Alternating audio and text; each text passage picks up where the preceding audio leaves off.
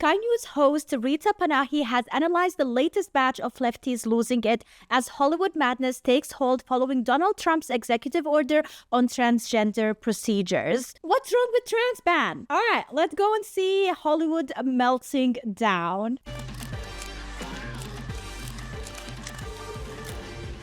Good evening and welcome to a program devoted entirely to lefties losing it. She is having so much fun. Let's start with the perpetually outraged ladies of The View. They never fail to bring copious amounts of bile and I swear, The View, they should have been cancelled thousands of times. Whoever goes there, watches the show, listens to the show, and actually agrees with the view they take, I don't understand. Hate, and one of their targets of late is White House Press Secretary Caroline Leavitt. Here is Whoopi Goldberg saying she only got the job due to wokeness. What? I would like this young lady this is her first job, I would like her to do a little homework because she said something yesterday that really pissed me off. And that was, she said, there will be no wokeness here. Oh, yeah. Let me explain something to you, because without that wokeness, you might not have that job. No. Wokeness has nothing to do with that. Maybe feminism, equality, but wokeness. Corinne Jean-Pierre got the job because of wokeness. You and your old mate Joy Behar may have your jobs because of wokeness, but do not smear a competent professional woman like Caroline Leavitt with your nonsense, and don't lie about this being her first job. We know what you're doing there. And I mentioned Joy Behar. Here is Joy objectifying the White House press secretary, saying she only has the job because she's hot. She's probably been put in there because, according to Donald Trump, she's a 10. You know that's what it is. I want to be clear, though. It's not her first. Isn't that sexist?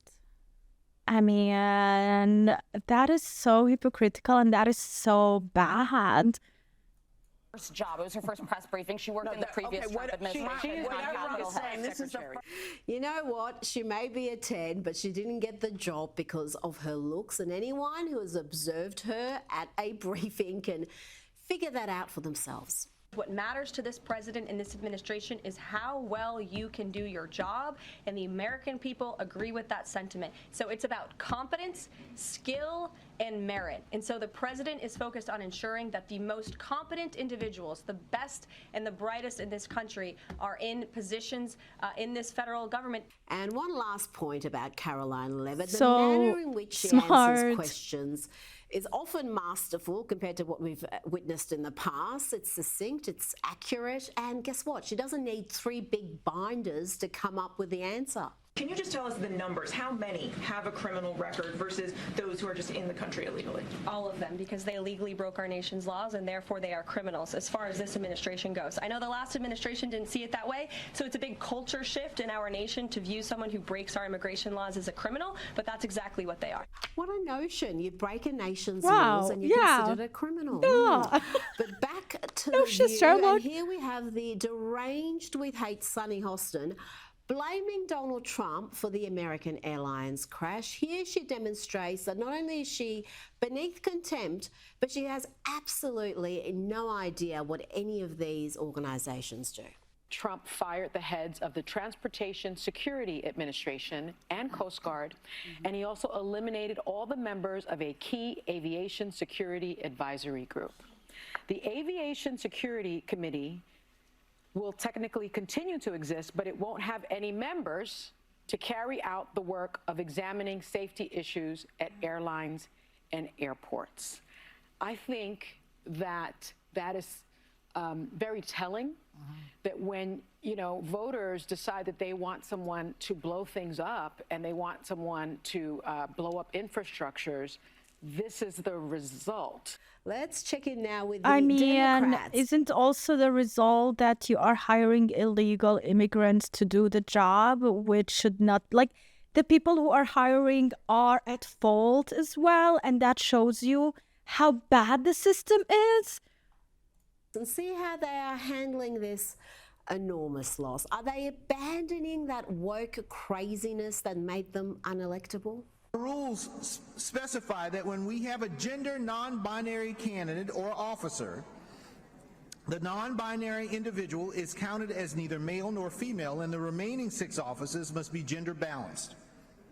With the results of the previous 4 elections, our elected officers are currently 2 male and 2 female.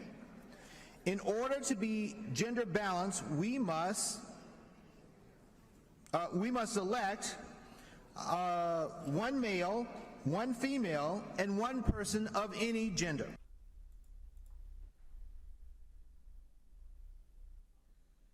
Imagine grown-ups actually having to sit down and figure this out and be like, oh, this is the biggest crisis that we are dealing with. This is a problem that we need to solve. So this is the solution. It's insane that we are even talking about this. Yeah, that's going to fix it. Now let's check in with a trans activist and see how they are dealing with the return of meritocracy. The answer is they're not doing well. Did you know that DEI bans would extend to medical schools as well? Hi, my name's Delia. I am a transgender and intersex medical student, activist, and educator. DEI in medical education is not just about ensuring that we have physicians from diverse backgrounds. It's also about ensuring that we're learning about diverse populations and making sure that we are prepared to care for patients from the populations around us. I am a transgender and intersex medical student activist, maybe among the most terrifying words in the English language. Here's a clue. The last thing any sane person is looking for in a medical professional is diversity. When you're going in for life-saving surgery, you literally want a person who can do that job, who is competent at doing the job, who will save you or save your loved ones, the best one. I don't care who she is, just bring them to me. I want them. Last thing on your mind, unless you have a death wish, is, oh gosh, I hope the surgical staff look just like me and think just like me. Like nobody Put it cares. aside. It's done. It's over. Let's take a look at the Grammys. They were just on, though. Oh, no one I saw with a this one, so I'm life gonna seems to skip it. care too much.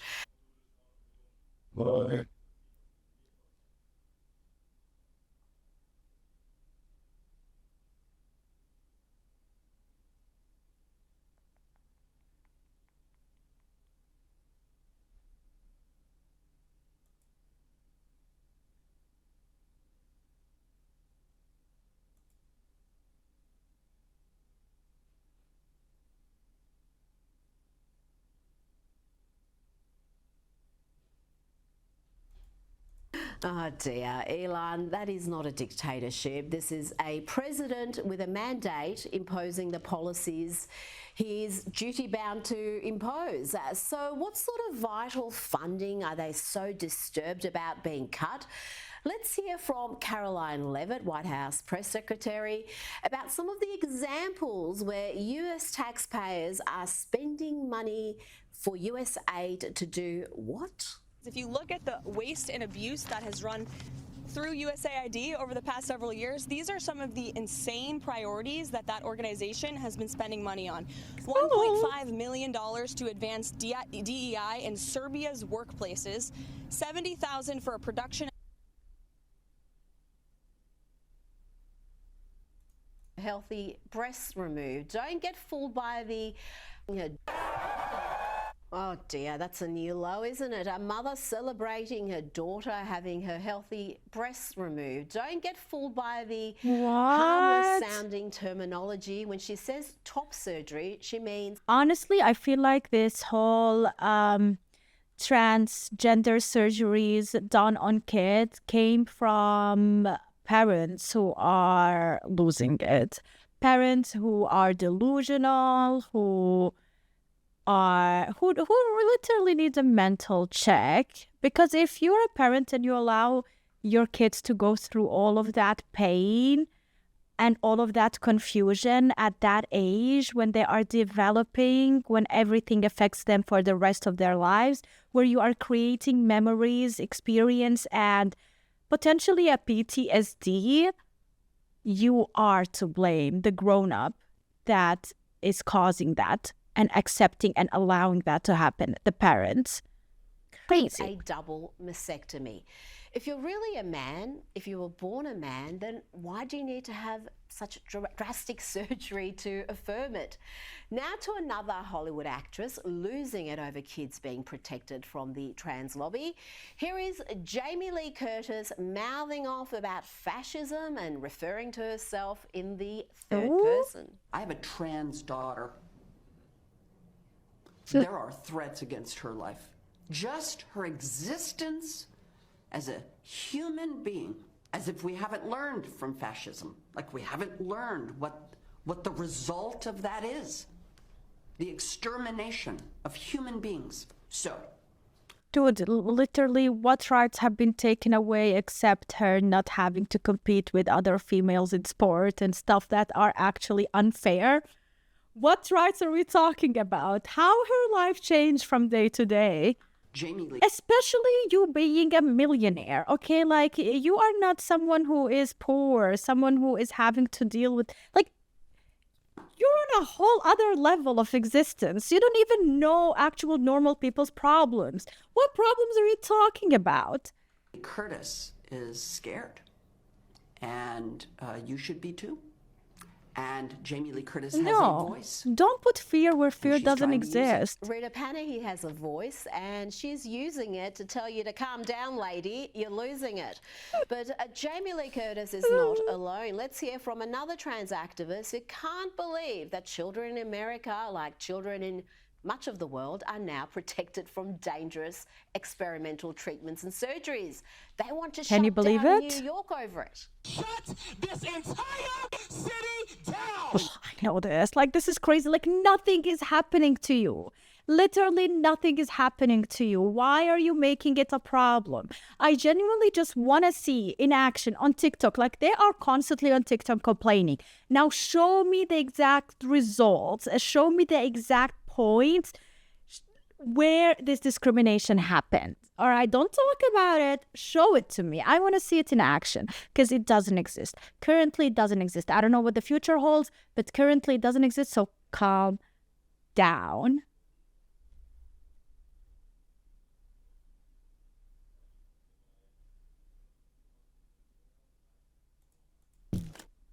You know, we are blessed to have networks like MSNBC staffed by certifiable morons and pathological liars because they make my job just so easy. I just have to watch a few minutes and the lefties losing it content flows like the Mississippi in spring.